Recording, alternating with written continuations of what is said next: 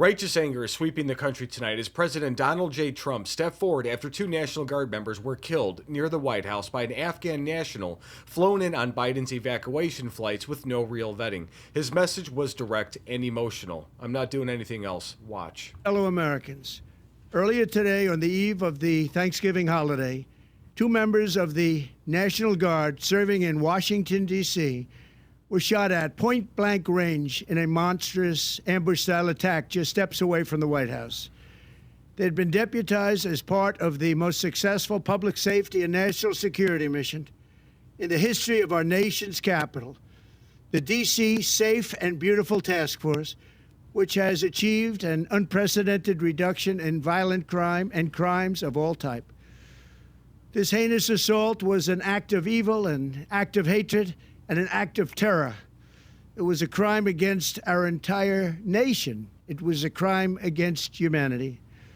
The hearts of all Americans tonight are with those two members of the West Virginia National Guard and their families.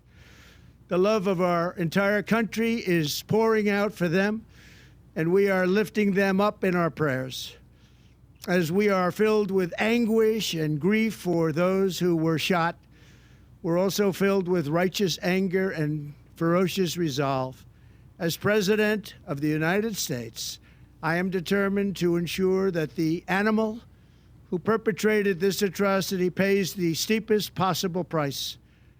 I can report tonight that based on the best available information, the Department of Homeland Security is confident that the suspect in custody is a foreigner who entered our country from Afghanistan, a hellhole on earth.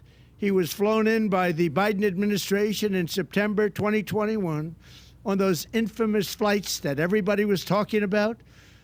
Nobody knew who was coming in. Nobody knew anything about it. His status was extended under legislation signed by President Biden, a disastrous president, the worst in the history of our country. This attack underscores the single greatest national security threat facing our nation. The last administration let in 20 million unknown and unvetted foreigners from all over the world, from places that you don't want to even know about. No country can tolerate such a risk to our very survival. An example is Minnesota, where hundreds of thousands of Somalians are ripping off our country and ripping apart that once great state.